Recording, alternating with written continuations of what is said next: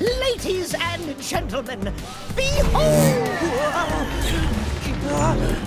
the power of invention!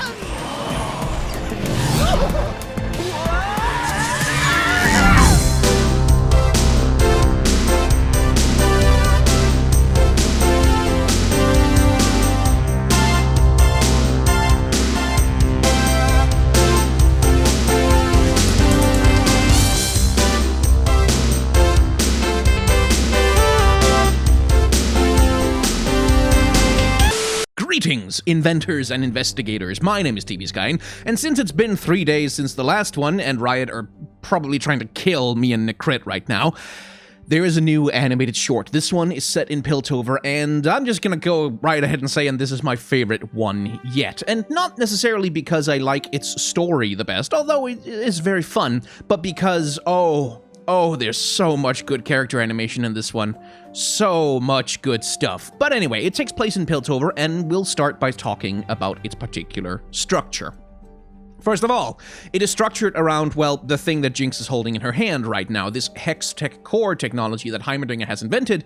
Jinx steals it, and so the short follows the progress of this little Hex Tech Core as it travels from Piltover down to Son and then back to Piltover again, getting modified by different kinds and flavors of inventors along the way. Jinx tries to turn it, of course, into a big explosive weapon, then it finds its way to Ekko, who turns it into a cool-ass little mechanized skateboard, and then it finds its way back up to Piltover, where Heimerdinger and his apprentice turn it into a hoverboard. The hoverboard that you might recognize from a particular Legends of Runeterra card, which I'll put up on the screen now. You might also recognize the apprentice from that particular card, and there's not much to this short in terms of the story. It's a pretty simple little 3-act situation where, like, we start in Piltover, then we go to Son, then we go back up to Piltover, and we see the progress of this thing through the minds and the mechanical interpretations of different people.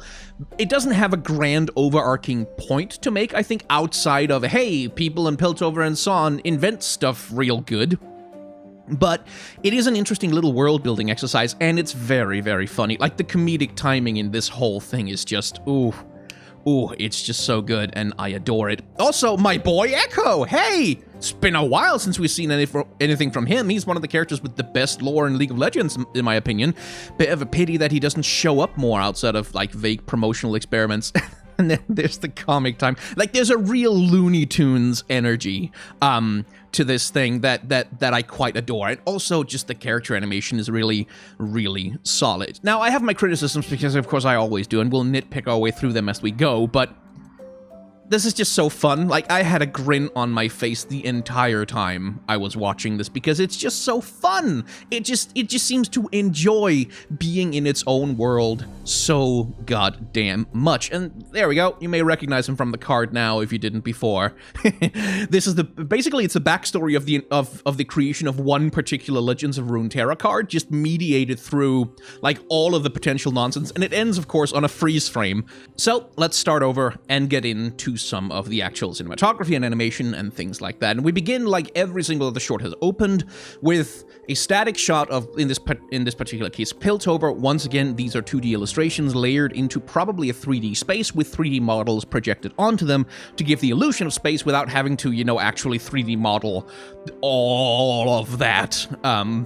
And it works very well. You can see exactly the same parallax scrolling effect that they've been using in the introductory shots and pretty much all of the other ones. So you can see, like, they're following a formula. They're following sort of a format of how do we make these things on a production line, which makes sense because, like, they're doing, like, 6 or 7 of these. And it also creates a nice structure for people who watch it, like, where they can recognize, like, format key points when they watch the thing. That's something I think people underestimate when it comes to animation, is like formula and format is something that we often deride because it feels like, oh, that's uncreative and they're just doing the same thing over and over again. But on the other hand, it also creates familiarity in the viewer. It's a really nice way to manage expectations. There's a really nice way to manage pacing. Like, there's a reason why formulas and formats exist. It's because they work. It's because they interact really well with the way that the human brain absorbs stories and media. So, like, they could, like, theoretically have invented, like, completely different formats, gone in completely different directions for every single one, but having this set format thing where we open on the static shot and then we introduce our characters and like that just works, and it gives every single one of them a nice flow. And here we get to, oh, I mean, there's so much good character animation in this thing. Like, I've been critical of some of these shorts for some of the character animation, for me at least, feeling a little bit stiff. And the thing is, like, I think some of that is still present a little bit in this one. Like, less so, but some of it is still present, especially with Heimerdinger. Take a look at how he moves his head here. Like that. Like, just because the head is so large relative to the body, there's just, like, something about that, like, the way he moves his head, the way he tilts it around, that somehow the easing doesn't feel quite right to me. It feels a little bit stiff, but I don't actually mind that. And by the way, if you're hearing any bikes or cars going by, it's because I have to have my windows open. It's a very warm day. I don't really mind it because there's so much here that's just so good. For example, Heimerdinger. He doesn't have a mouth. Well, he has a mouth, but he doesn't have a mouth like that you can see. So how do we get the man, the Yordle, to talk? Well, just move the mustache around instead. And it works really well. It's actually a really expressive set of mustache movements that are giving him his dialogue. Like, look at that. Even though you can't do lip reading, even though you can't see lip sync, like, that move right there. There. That one. Look at that. Like, as he leans in and says... Oh. Hang on. Do? The heck? Do? You can see... You can actually see what his mouth is doing. Ooh, like you can practically see it making that ooh shape that he makes when he speaks with his Heimerdinger voice. Ooh, oh, like you can see it underneath the mustache just because of the way it moves. Like you can see the mouth elongating, and this is really good. And Heimerdinger himself is also an interesting character in terms of the way that he's animated, because, well, like, he does have eyes, and I must admit, I'm a little disturbed by how human-like they seem underneath the... It looks like he's just a tiny little human with a lot of hair on his head. I think I prefer him with the goggles on, but fair enough. But he's an interesting character because they're... Like, the face is covered in fur, there's only so much you can do, which means that the bits of him that you can... Like, you can't use deformation of, like, the cheeks or the chin or, like, movements of the jaw to add to his expression. So what do? Well, you work with the eyes, you exaggerate the eyebrows by using, like, the big furry mantle around his face and using those eyebrows to, like, emote as heavily as possible.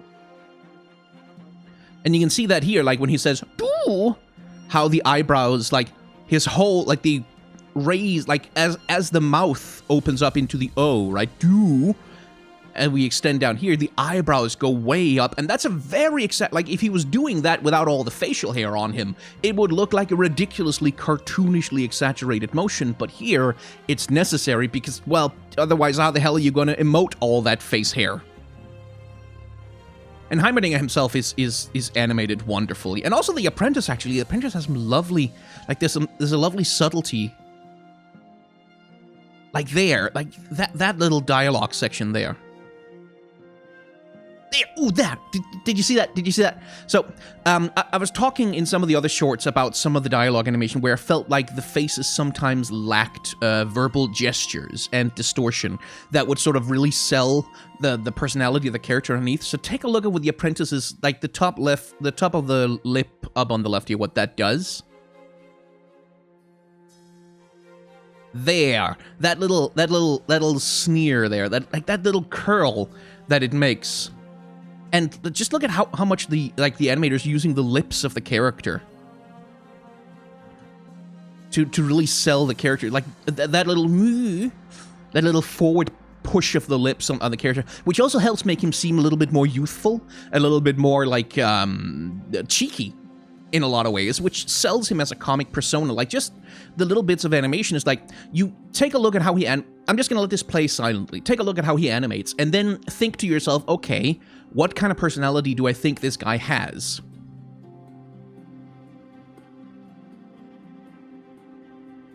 Just from that.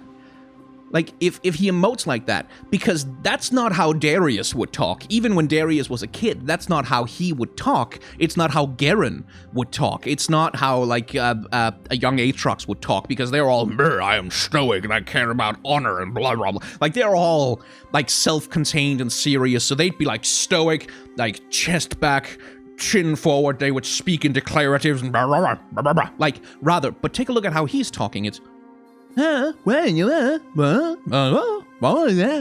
you can see the gestures of, I'm talking Simlish obviously, but you can see the gestures of his lips and the way that he wiggles his head around and he leans towards Heimerdinger. All those little things contribute to giving you a sense of his personality, that he's young, that he's earnest, that he is engaged and interested and curious. And that's like, I feel like you get that just from here, like where he's like leaning down and looking at the professor and like leaning in towards him, like you can see that little head bob. Oh, I wasn't supposed to do that.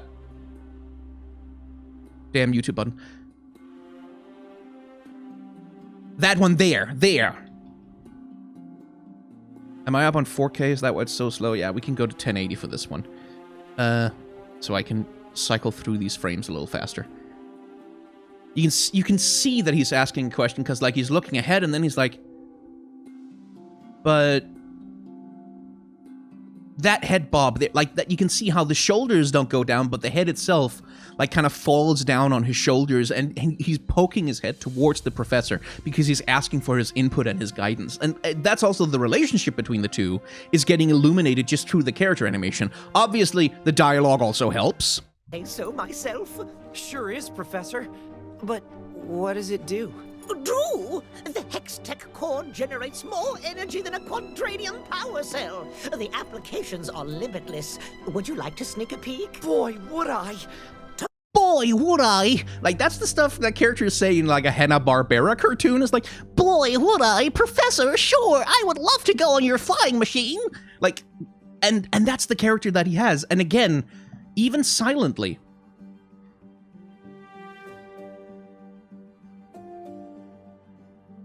Boy, would I! Like, you can tell that that's his character. You don't need the dialogue, and that's what I love when animation does, is when it's really, really good, you kind of don't notice it at all. Like, you don't even realize that it's there, that it's doing hard work of communicating character and story to you, because it just synergizes perfectly with what's going on, and you accept it as reality without thinking about it. In this, much more than you naturally think much more about dialogue. You think more, like, about staging and visuals and things like that, but animation, character animation, acting. Like, you can even, like, look at what Heimerdinger is doing here. What does it do, Professor? Do? Oh, and then you can see his mind begins, and there's one little gesture that does it. Do? And look at what he does next. That little head bob, that little movement of the eyes, that's the one that does it. Because, like, he has gotten the question, what does it do? How do I even begin to explain this? And you can see, there's like, that little gesture right there is like where he looks away, and you can see that's the moment when he engages the Heimer brain, when he starts like, what does it do? It does everything, my lad. It does all of the things. It is science, magic, oh yes. Like, you can see him begin to engage, and then the moment he looks back up, he's in full professor mode. And this is one thing I like about, I feel like it's a little disturbing that Heimer has no fur whatsoever around his eyes, but one thing that's really good about his character design is those big blue eyes. Like, because you could easily have made him with small eyes. Like, you could easily have him have, like, little beady, tired professor eyes, but Heimerdinger doesn't have that. He has big, bright, blue, curious eyes, because he is fascinated and engaged with the questions of science and of the magical world that surrounds us. Like, he's still curious. He still has that childlike energy, and the character design does a good job of that. And you can see him, like, he's not looking at the apprentice right now, right? Like, he has looked down to try and figure out, what does it do? And now he's staring off into the middle distance, like his mind is consumed with the possibilities of this gigantic hextech core which does everything. And again, see how much work the eyebrows are doing. in his expression, like they're seesawing up and down to really sell what his character is doing. And here you can see he's barely even noticing the apprentice anymore, because now he's off on a full, like, wandering ramble. He's giving a lecture hall to an imaginary body of students who are listening to him talk. And this is where I really love Heimer's character animation, because he has this tiny little Yordle body. And by the way, I think I'll leave it up to Nikrit to talk about why Heimerdinger isn't using, like, a glamour at the moment.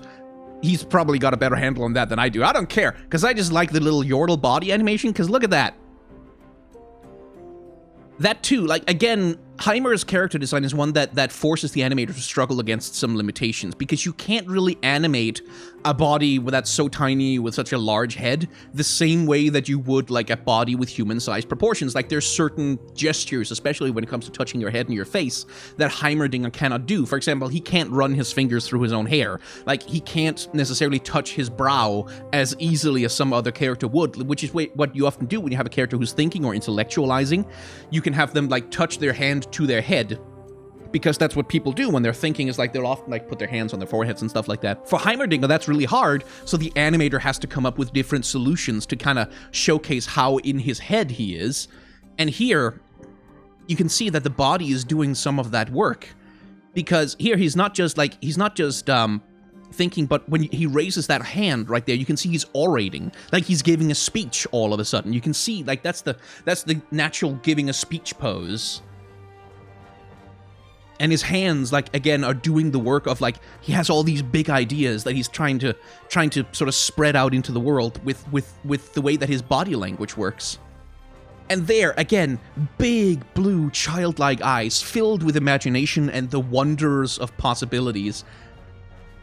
And his arms are doing, again, if you had a human proportion character who was animated like this, it would seem like a little bit too much, but because of the proportions of the body, like, that exaggeration becomes necessary to really sell the feeling and emotion. And here you can see, this is almost pleading, right?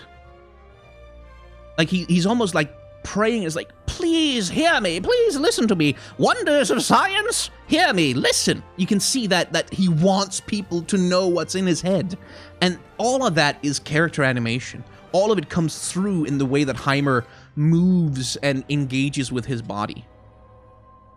And then there's that one, would you like to give it a try? Where there's another lovely little playful gesture, because he goes from having this straight on to cocking his head a little bit. And this eye opens up a little bit wider, like he's almost like giving him, like, a reverse wink. Would you care to give it a try? And you can see, this is a very subtle little thing, but, like, you can see that the student has been listening to him enraptured. Like, he's every bit as excited about science as Heimer is. And then Heimer says, would you like to give it a try? And the student is like, you can see the smile widening. The smile just, it's already wide, and then it gets just a little wider, and it's like, boy, would I? And again, look at the gesture of the body movement, like, boy, would I? He doesn't, like, spring up and raise his arms and, like, yeah, I want to. It's like, oh, like he's overflowing with gratitude that the great professor is allowing him to participate in the experiment. Which is a very different feeling than, like sort of the energetic, like the Naruto character, like the one that goes, yeah, Tatabayo, like the one that jumps into the air and pumps his fist when he gets excited. This kid, like, kind of almost fawns over the professor when he allows him the privilege, like, oh, would I? That would be so great, professor, that would be just swell, golly gee geesh.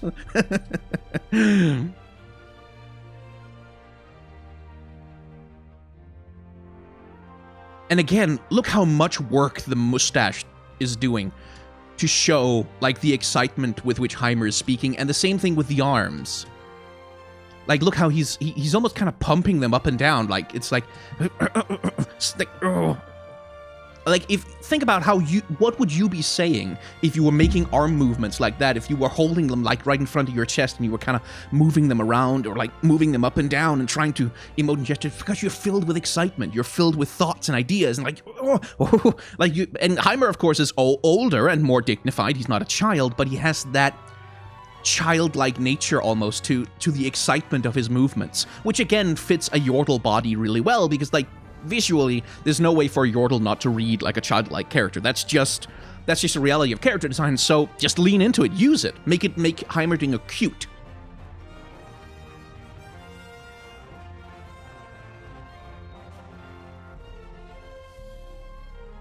Now, here is where, again, the stiffness that I was talking about comes in. And by the way, one thing about Heimerdinger's character design, the technique they've used to render his hair and fur here, it does look kind of plastic. Like, it kind of inevitably does, because the fur is arranged in these very solid tufts, and there's, like, little bits of strands of hair that sort of poke out here and there and give it a slightly more fluffy look, but it does look very plastic. Like, it does look like action figures come to life. And you can see that on the apprentice's hair as well, to a certain extent, not just on the apprentice himself and some of the objects. And some of it does look a little bit plastic at times, which I think contributes to the feeling that I sometimes have that things are a little bit stiff. But, like, that's just an aesthetic choice. Like, having hair rendering technology and working with, like, tessellation and stuff like that when it comes to character animating a character like Heimerdinger, you have to make a decision between, like, okay, is it worth all the extra effort and all the extra trouble and all the extra rendering time that it would take to realistically render the hair on this character, and is it worth the trouble that it would be to try and, like, not make it too realistic? Because, of course, if in this, like, the entire aesthetic universe of the Tales of Runeterra shorts is very cartoony. It is very Saturday morning cartoon. So if you want to have more realistic hair rendering, you also have to be careful that it doesn't go too far and make the character look like he's, like, from the uncanny valley of realism where he doesn't belong. So you make those aesthetic choices, and the aesthetic choice they made here is like, okay, let's just lean more into so that he looks a little bit plasticky. That's fine, because it makes it easier to emote and animate him clearly. Like, if they had to deal with tessellation, for example, on his mustache, and like the weight of gravity on hair strands as they flop about on his face and stuff like that with the eyebrows, I think it would have been a lot harder to animate the character. So that's you make choices, you make trade-offs. How much time and money do you have? How much budget? What kind of tech do you have access to? And you use it to the best of your ability in conjunction with the character designs to create the performance that you need. There's always trade-offs, and yes, it looks plasticky, but it's preferable probably to any of the available alternatives. And I love this little thing. I love Jinx's little hand grenade bomb here, because look at the little wind-up key on the side. It looks like a hair bow, so it looks vaguely feminine, which I just kind of love because it makes it look cuter. And here comes my girl. Oh, if you thought I have enjoyed the character animation up until this point, you ain't seen nothing yet, son. Ah, my girl, Jinx. This is where the animators get to really have a lot of fun. So, we've seen a couple of different models of excitement already. We have the apprentice, whose excitement is all, oh, golly gee, that will be swell, Professor. Like, he has that kind of soft excitement where he's internalizing all of it. Then we have Heimerdinger, who is very excitable. Like, you saw that he was moving his hands around a lot and stuff, but one thing he wasn't doing, like, he wasn't bouncing up and down, he wasn't flailing around. Now we have a completely different kind of getting excited with dear Jinx. And she is a bouncy ball of energy pretty much all the time. And you can see that in her character animation, which is just so lovely and good. I do love this bit, where, like, Jinx has grabbed the Hextech thing and is taunting them about it, and then the apprentice is like, I'm Indiana Jones now. Don't worry, Professor, I'll get the thing back for you. I'm a cool badass now. Like, he's stepping forward and he's holding out a protective hand towards Heimerdinger. Like, step back, Professor, I'll handle this. And then he runs into action, but that's undercut so beautifully by when Jinx fails to make the thing do, and it's like, oh man, he has to climb back down. And that's a good little joke all on its own, but it gets so much better when Ekko's machine flies back up to Piltover. It's like, oh man.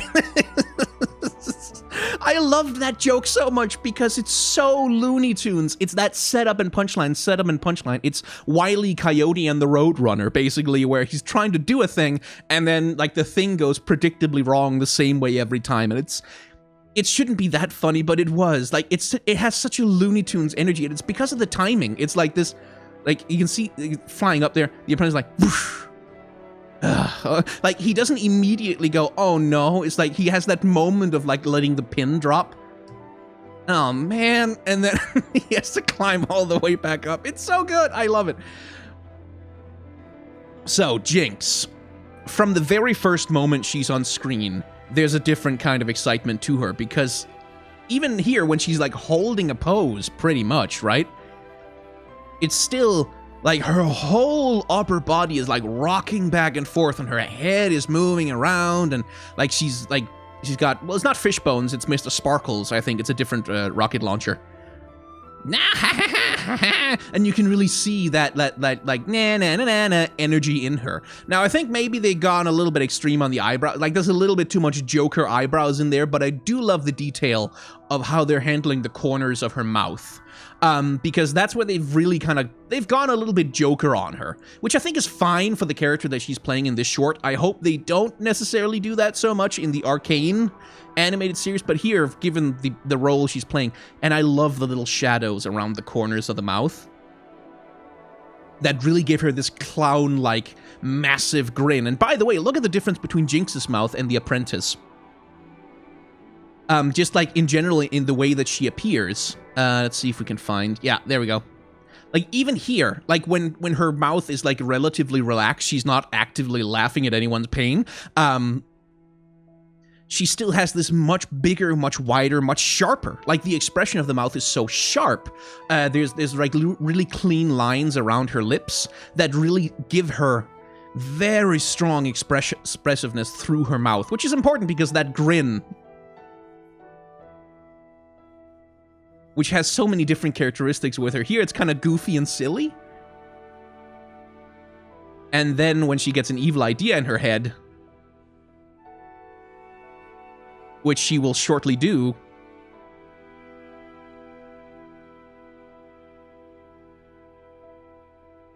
I just love looking at her.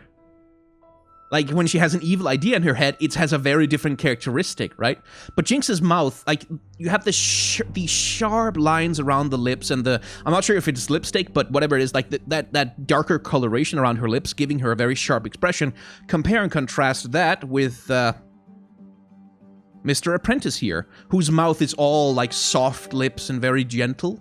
Again, the character design doing the work of communicating the nature of the character is that Jinx's mouth has this...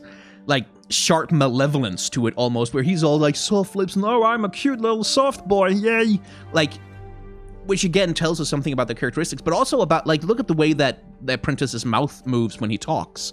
It's like, rum, rum, rum. It's these very soft, gentle movements. Compare and contrast that with Jinx when she's doing... when she's doing her thing, and it's these much more sharper, linear, much clearer movements, which is the design of the lips in part, but also just the way she's animated, where she doesn't have that kind of rounded softness to her movements, because that's a combination of the character design and the animation, because that's not the kind of person she is. That's not how she talks. And God, there's so much to talk about Jinx. This is going to be a long video. Like, that, like, the tongue on the teeth. It's like, yeah. And the lip bite. She does the lip bite many times in this, like, she does it several times in this short, because, of course, from her introductory cinematic, the lip bite became one of the iconic Jinx moments. And it's also a good moment because it kind of shows, like, it is that, like, she's barely holding back excitement, so she's like, biting her lips. Classic gesture, and it works really well for her. This is where, God, YouTube compression is such a bastard. Even at 1440, there's too much motion blur on it to really... I wish 3D animation wouldn't use motion blur. I understand why it does, because it helps sell the movement. Like, it works really well in the hand here, for example. To sell the snappiness of the motion when she throws it into the air and then poof, grabs it. But I wish I could see her face better! It's... But it's just my little... Like, most people don't frame by frame their way through animation, so it doesn't matter that much. Anyway...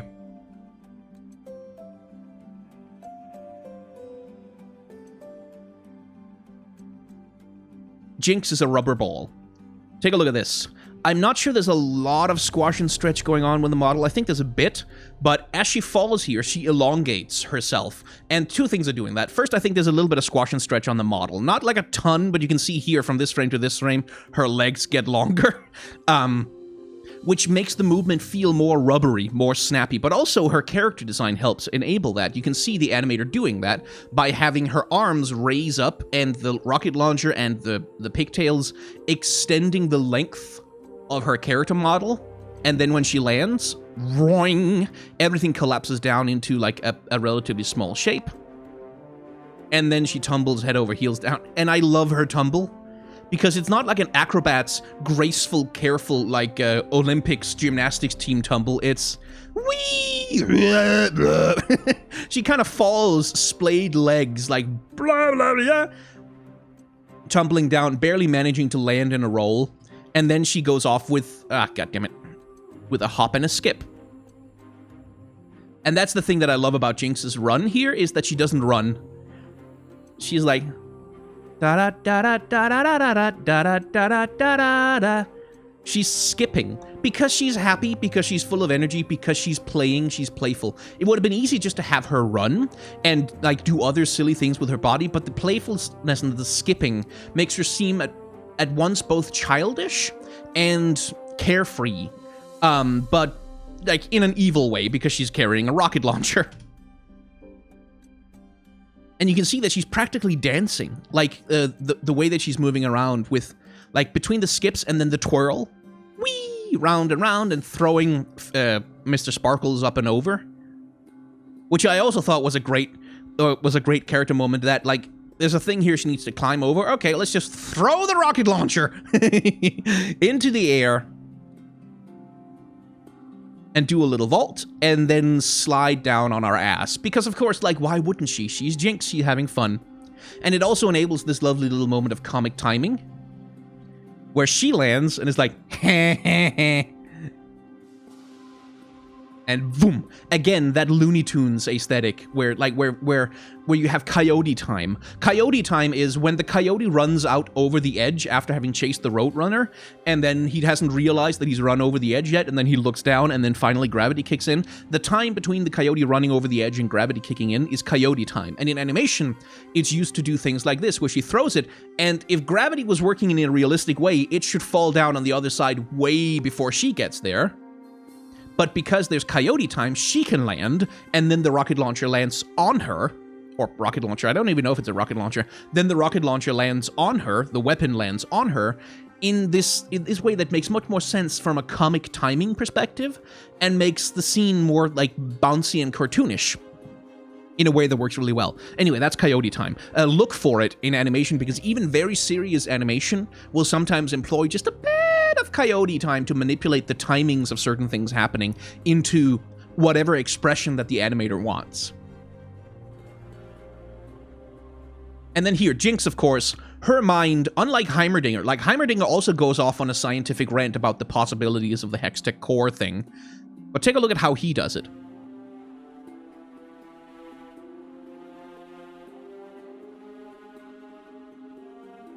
He moves from, he has like this speech from left to right, then turns around from right to left, and then back to the apprentice, right? He goes through multiple thoughts and multiple ideas, but it has this nice, like, smooth motion to it. Like, he goes from left to right, then over, like, turns from right to left, and there's kind of a gentleness to it. Now, take a look at Jinx's thought process, how that's emoted through the character.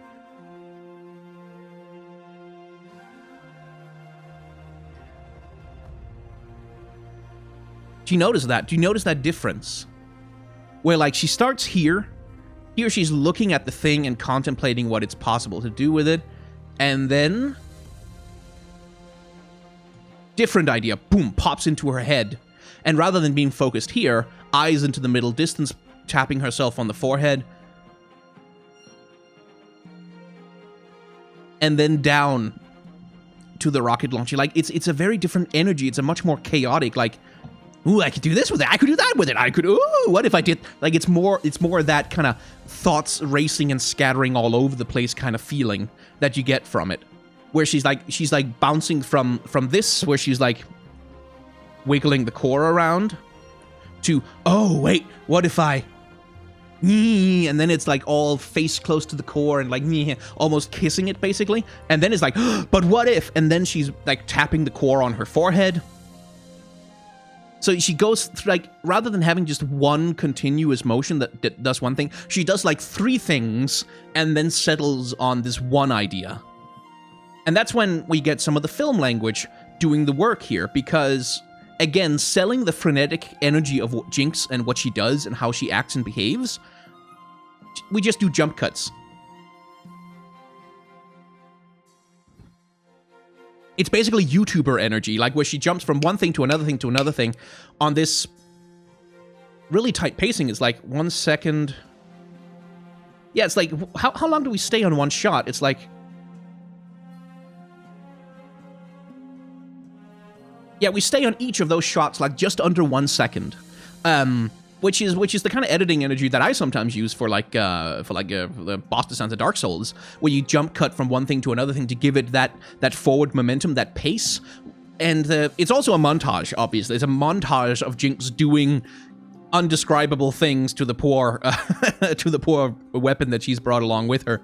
But it also has that energy. Like, it also allows Jinx to transition instantly, suddenly, from one state to another. Which again mirrors the energy that she has when she does the little speech thing, where she jumps from one thing to another, one movement to another, one behavior to another. And then here she jumps from, like, doing a thing with a big wrench, then duct tape, then kicking the thing. Because of course she's kicking the thing. She's Jinx. And again, the mouth movements. Like, there's so many good Jinx expressions in this thing. This is a good Jinx expression. This is a really good Jinx expression. This is a fantastic Jinx expression.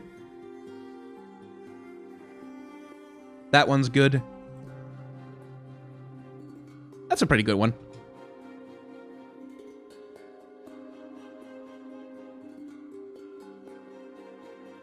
That's pretty good.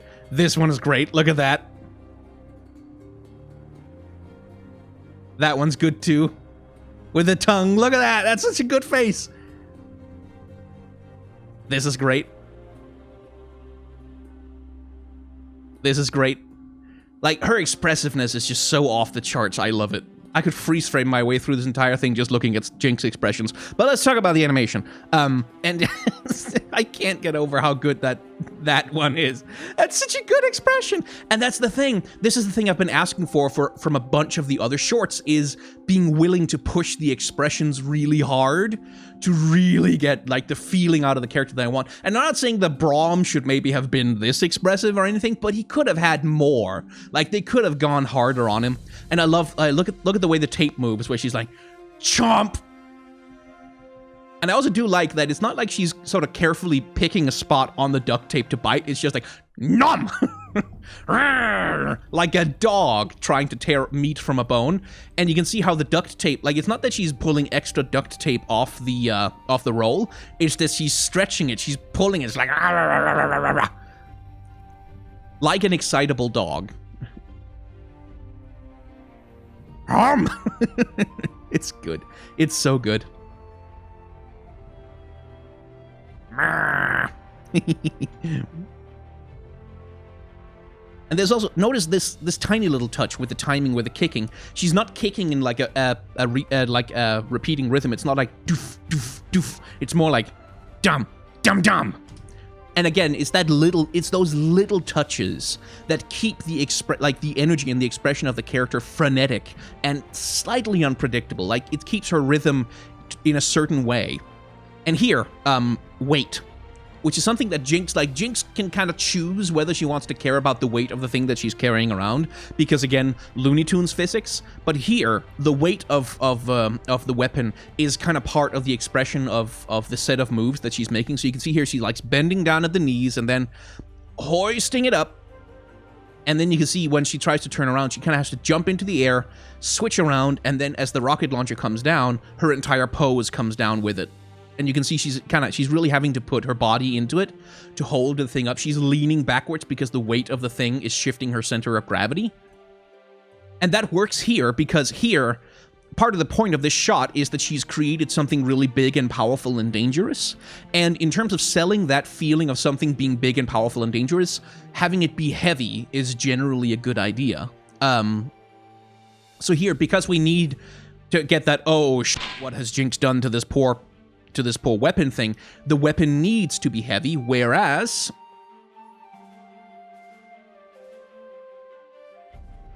when she's laughing at the professor and the apprentice up here, she can kind of swing it around like it's cardboard. Like, she doesn't really have to adjust her entire body to account for the weight of the thing. Because in that scene, the weight of the weapon doesn't really add to the expressiveness of the storytelling very much. The same thing when she's jumping down is like, she's just rolling around and hopping and skipping along with this thing. The weight doesn't bother her whatsoever. We throw it into the air like it's cardboard, like it's nothing, like it's plastic. But now that it has the weight of power behind it, ugh. Now she's having to hoist and heft it and really like shift her entire body weight to compensate for what it's doing to her center of gravity. And that's part of the storytelling. That's part of the weapon now has literal weight to it.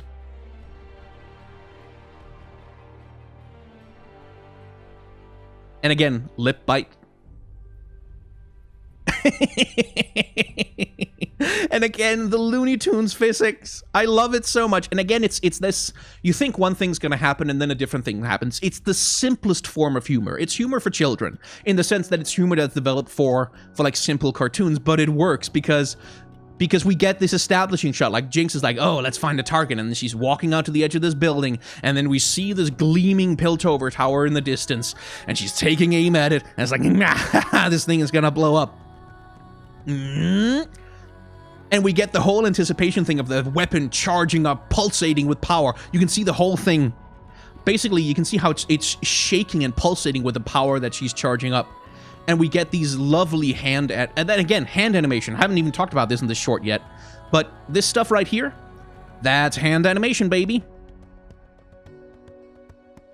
And it's animated on ones, too, which is slightly unusual for this stuff. But here you can see it. Here you can see how sometimes on hand animation, you don't need to animate every single frame of everything.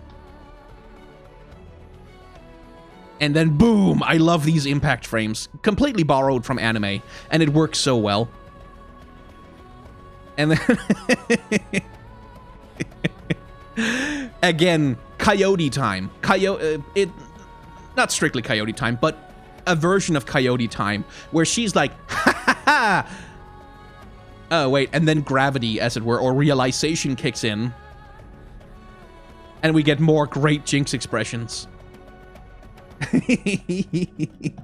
She's so good. Oh, I love Jinx.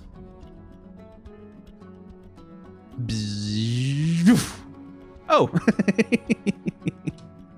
It's that where, like, she thinks it has fired. Like, she hasn't realized yet. And it's like, oh.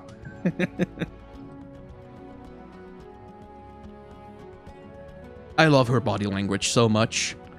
Because, like, again, even when she's, like, realizing that the thing has gone wrong, still chaotic energy. Like, and then the poor apprentice is like, oh, man, and down again. And, let's see, reasonably confident that, yes, you can see the smoke hand animated on 2s to get that cartoony feeling.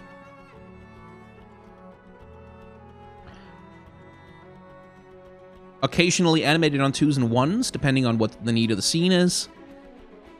And then we fall down. I think, actually, you can find this illustration on the Universe. If I'm not mistaken, this exact illustration is on Universe. And I think they co-opted it and adapted it into use in this animated short. Down into the North Side Heap in Zaun, where my boy Ekko finally gets to do something. And by the way, color theory, we're in Piltover. Everything is in the twilight hours of the day, like the golden hours. It's just golden sunlight, pink skies, like the light and glory of invention. But the whole aesthetic of the city is also informed by gold.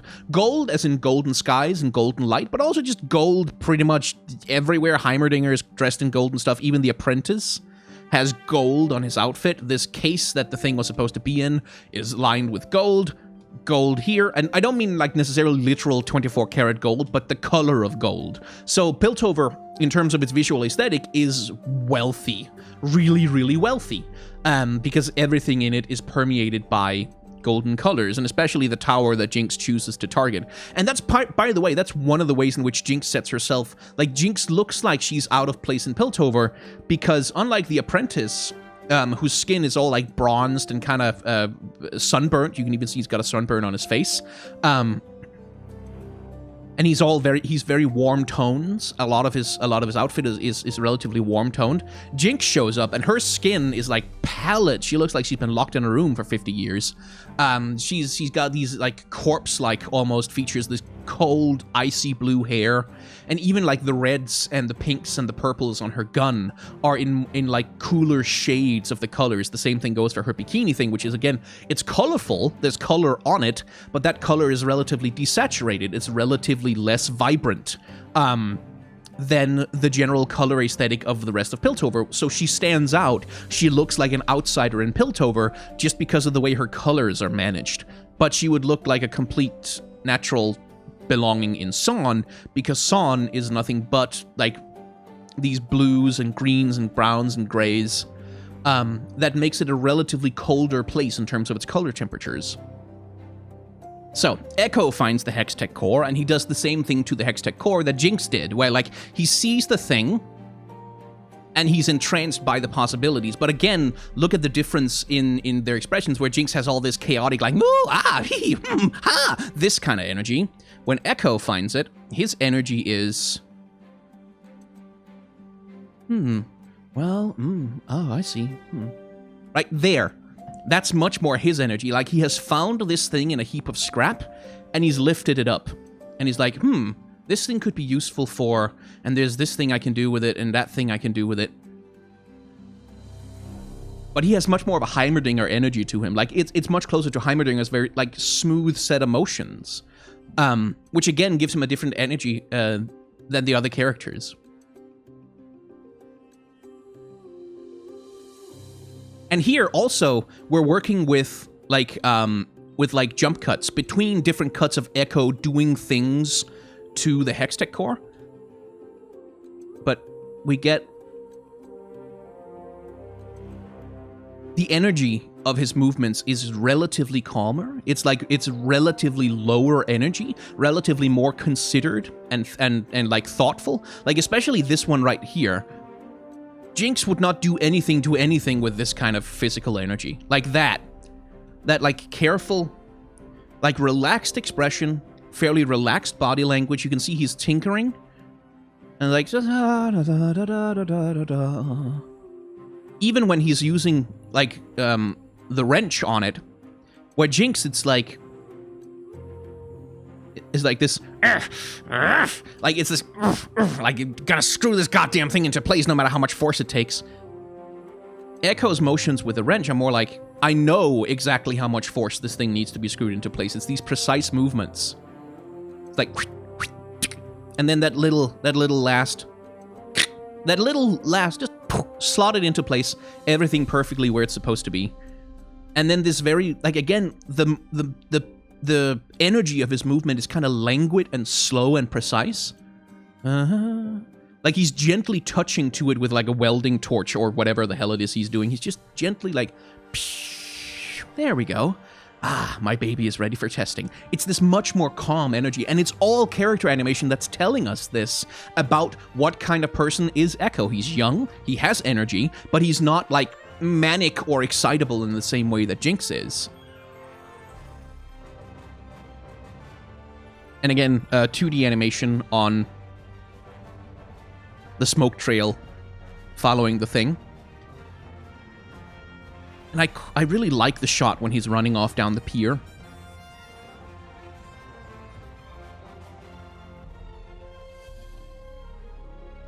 Because again, as we've talked about, these shorts are basically produced on matte paintings. Like, he's in a 2D flat illustration, so it's up to the animator to be very... and I'm sure they have a 3D projection map of the space that they've created that helps them maintain that stuff, but it is up to the animator ultimately to make sure that the way the character moves through the space is believable given the space that they're moving through. And that's like that's hard work, like keeping him on a straight line as he races down this flat 2D illustration, basically. is like that takes expertise, that takes a sense of movement and a sense of perspective that's like ingrained in a character animator through experience and practice. And that stuff is difficult, so I just wanted to recognize that, like whoever animated that shot, well done, because that takes that takes care. You can't just have him rush through the shot. You need to know where to move him and when to make him smaller. And I'm sure they have tools that help, but like it's difficult. And here's where Ekko's youthful energy comes in, like the underground skater punk energy comes in, because you can see. Look at how he moves here. Look at his motions and movements. Look how he holds his body. Look how he manages the center of gravity, right? You can tell from the first moment that we close up on him after this shot here. He doesn't have full control over the thing. This thing isn't quite, like, he doesn't quite know what he's doing. You can even see it here as he's racing down the thing. Right here. Well, there's that little moment where he has to catch himself. You can see, like, he's got his arm out for balance. Then he loses his balance, so he brings the arm in to help catch himself. So you can see that, like, he's much more calm and much more, like centered than Jinx is, but he still has that wee up and down, like, barely holding onto a center of gravity excitability that she has. Just, you know, managed a little bit more gently. And you can see the excitement in his face as well. This is a detail I love, is that here, Ekko isn't looking ahead. He's not looking where he's going. He doesn't care where he's going. He cares about the thing that he built. He's like, oh, this thing is so cool. Oh, man, I love it. He's enjoying his invention. And then once he feels like he's gotten like a hold of it, which is what this shot is, it's like him catching his gravity, figuring out, okay, this is how it works, this is how it's done. Once he has a hold on it, then it's like, let's see what this baby can do. And you can see that just like, and the eyes are doing so much work here, like for his expression as well as the mouth, of like showing like the change in his emotional state as he decides, okay, let's see what this thing can do. Boom! And Ekko, like, I love that he's not, like, really childlike in the sense, like, he's not like a 4-year-old who's playing with a new fantastic toy, but he has this, like, teenage energy where he's so happy about the thing that he's built. He's also surprised by it. Like, he's a little bit like, oh, hey, I'm barely holding on to this, but it's fun! Yay! It's so adorable. Like, it's so cute! And then he lands, and I think there's a bit of squash and stretch here. Yeah, you can see it. Little bit of squash and stretch in the body. Something that they've kind of generally avoided with a lot of the characters is using classic cartoon principles like squash and stretch too much. But here you can see it just a little bit in the way that his body stretches out and then compresses when he lands. And again, I wish there wasn't all this motion blur. Whee! And then I love that little bicycle kick he does, like, whoa, whoa, whoa, whoa, whoa, whoa, whoa, bonk. Splash. Hand-animated water splash, by the way. Looks amazing, I think. And all of these, the rings in the water and stuff, all of that hand-animated as well. Love the texture work on this background, by the way. Like, because again, this is a flat 2D illustration. So they're applying a few effects on it to give it like a little bit of ripple and stuff, but the texture work alone is doing a lot of the work of making this look believably like water for the brief time that we're spending looking at it. So, like, compliments to the artist who did the textures on this thing, because they did a great job. And here again, like, when he has lost the thing, again, the character animation doing so much to inform us about the character of the person. When he has lost his invention, it has flown off into space, he's not despairing, he's not sad, he's not upset by it, he's just like, that was amazing. Like, he's just happy that he built something cool, and then it got to fly away out into the world. Whatever, we can build another one. And that, again, that builds his character. That tells us something about who he is. He doesn't covet things. He doesn't care about the thing, the object. He cared about the act of building it and figuring out what it could do. That was what excited him. Which is part of the general point, by the way, of this short, is showcasing Piltover and Zon and the inventors that call the place home, the ways that they get excited about the possibilities of technology. With Jinx, because, well, big technology can can do Big Boom. We like Big Boom, so we strap thing to thing and launch thing at thing, and hopefully Big Boom happen. That's Jinx's. She gets excited because technology enables her to do big booms. Heimerdinger gets excited because technology allows us to add to the collective pool of knowledge. That's what he gets excited by. The apprentice gets excited because, oh, great, Professor Heimerdinger is letting me ride the thing. And he gets excited in this sort of, oh, that will be so swell. That will be so cool, Professor. And Ekko gets excited because technology allows him to expand the possibilities of what he can do as a person, which is important for him as an inhabitant of Son because he's constantly limited by the place that he lives in. He's constantly limited in the resources he has access to. So part of the excitement for him is taking something, a bunch of scrap and stuff, strapping a magical Hextech core to it, and then what can we do? How can we expand our own capabilities by, for example, inventing a cool little racing skateboard? And that's how he gets excited by technology. That's the thematic heft of this thing in terms of what it's trying to say about Piltover and Son, at least in my estimation, is like the ways that they get excited about technology and invention and new possibilities. It's still such a good shot because like, oh man. Like the poor kid, he's such a whoopee. He just gets owned over and over again. And you have sympathy for him because when he comes back, like, he starts with this Indiana Jones bluster, right? Don't worry, Professor, I'll take care of it, da-da! And then he comes back, and it's all, oh man, gee golly gee whiz, Professor, I couldn't get it back, I'm sorry. And then Heimerdinger, I love this little character detail from him, is that even though like his thing has been stolen from him and that kind of sucks and it's sad, and by the way, all the golden light of invention and all the golden light of wealth is gone now because we're at night, which makes the whole mood like colder and much sadder, aiding in the mood of the conversation, and also showing us the amount of time that has passed from when Jinx stole the thing to the time, by the time that the poor apprentice manages to climb all the way back up out of Son and come back and say, I couldn't get it back, Professor, sorry. But I love this detail about Heimerdinger is that he can't resist picking up Jinx's device and trying to figure out how it works. Like, playing with it, toying with it, because even though this thing was like, it messed with him, it was a prank, a joke on him, he can't keep his hands off technology, even crude technology. I like that. I like that little detail about Heimerdinger. And again, good character animation is like, because you can see that sort of embarrassed schoolboy energy just radiating off the kid when he's like holding his arms like, oh, I'm sorry, Professor, I couldn't do it. Oh, no. You can see how defeated he is. And you have sympathy for him, even as he looks like such a nerd. He's such an adorable nerd. It's so good. And Heimerdinger has like an interesting energy here as well, because like he also has that resigned energy, but he also says to the boy specifically, let's see if we can find it here. I couldn't get it. It's all right, my young apprentice, but this is a most unanticipated outcome.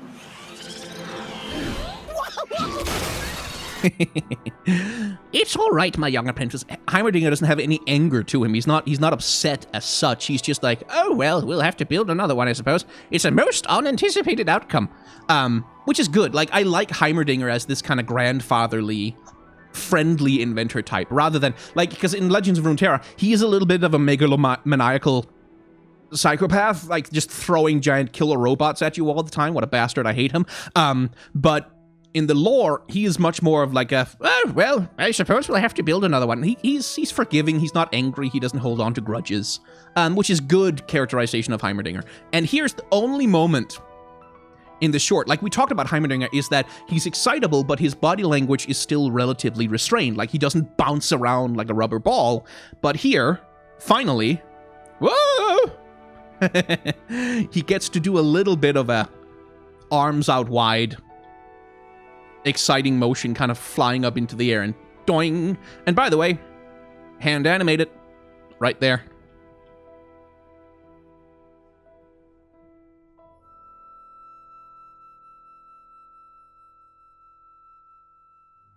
And once again, another mode of being excited by the scientific possibilities. Look how Heimerdinger gets excited.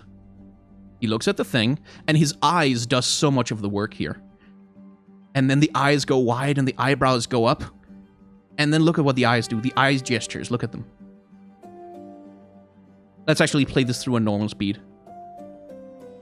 There. You see that? That, like, the eyes kind of flicking back and forth, like, oh, ooh, yes. You can see his mind racing through possibilities and ideas, and, like, scanning from one thought to the next one. And that's just the eyes are doing all of that, which, again, is why it's so important for Heimerdinger that he has these big, childlike blue eyes for his emoting, because, well, the mustache keeps his mouth concealed, the rest of the facial hair keeps the rest of his face concealed, the eyes have to do a lot of heavy lifting, and they do.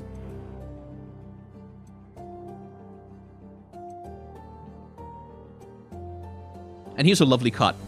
I love this cut. Because there, you can see the apprentice grabs the thing, and then as it swoops over the screen, it becomes the cut to the new and improved device. And you can even see, like the previous night scene persists inside the cut of the device until it moves off screen.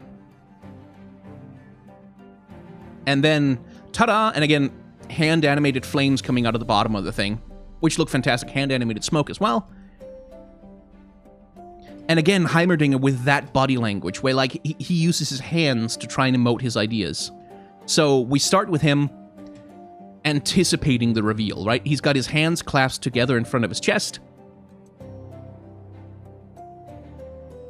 And then, now it's time to show it, so he raises his shoulders, lets them fall down, unclasps the hands, and then, like, arms up in front of him, and then he tries to kind of push the idea out. Ta-da! There it is. That gesture right there. That's Heimerdinger. Like, that's his body language in this animated short, is like holding ideas close to himself and then pushing them out. There it is. That's the thing. And there's our dear apprentice. And again, you can see he has a little bit of that Ekko energy to him, where it's like, oh, hang on, wrong button. Whoop.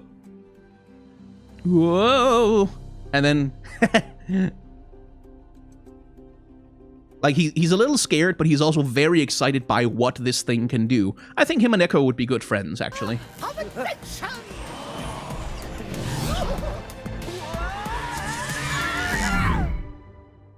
And there we go.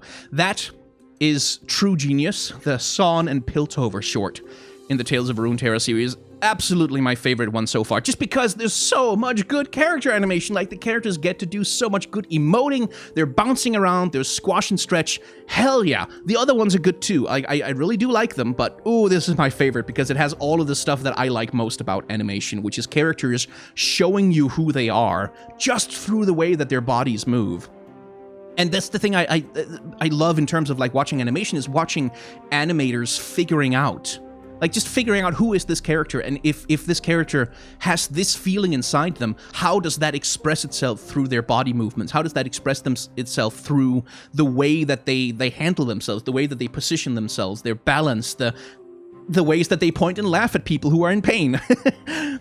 And that's, ooh, this thing is full of that, and I love it, I adore it. This has been the best one so far, and I believe now the only one we have left is Ionia. Yeah, and that will be Shen and Akali getting their own animated short. That will be the next one. And then after that, presumably the new region that's being added to the game is going to be the final one with its own animated short. People are saying probably it's going to be Targon, but it could be Bilgewater as well. There's been a ton of voice lines coming out for Bilgewater. So we'll see how that one shakes out. Personally, I'm quite excited for it, as well as excited for rewatching the short a couple of times, because there's so much good stuff in it.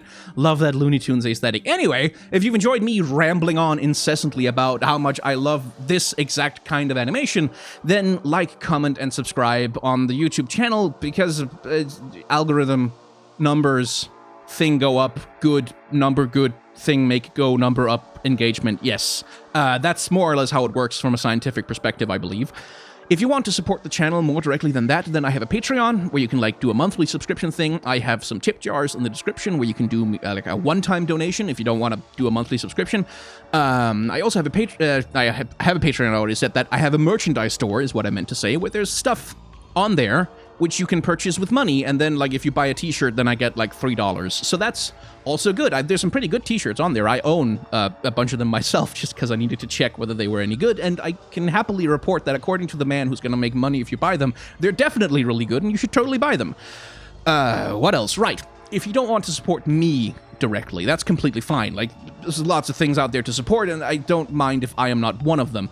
I will, however, say at the end of my videos that, generally speaking, if there is an online content creator whose work you enjoy, consider supporting them directly with anything you can, whenever you can. Whether that's like by signing up to YouTube memberships or Patreons, or like just giving them a tip, or buying some merchandise and stuff like that. Because even that like little $1 donation is literally the same as thousands of views on a video, and even more so in times like these when we've got a global pandemic on and a global downturn in the economy. That means that advertisers are pulling their advertisement from platforms like YouTube, like in droves. And for me, that hasn't been very bad yet, because it seemed like gaming content is still doing okay. But for a lot of other kinds of YouTubers, they've seen drops of as much as 50% of their advertisement money has just like vanished pretty much. So for a lot of online content creators, direct support is more important than ever. So when you can, and if you can, please consider supporting directly the content that you love, because that's the only way that it gets to keep existing, ultimately. Right.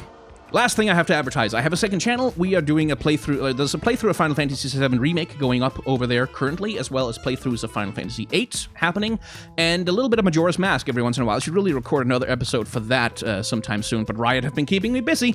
I'm doing some streaming over on that channel soon-ish, maybe this weekend, except there's a GDQ going on right now that I want to watch, so I don't know, I'll have to figure it out. But the streaming happens over there as well. So if you want to, like, comment, subscribe, blah, blah, YouTube, algorithm, blah, blah, over there as well.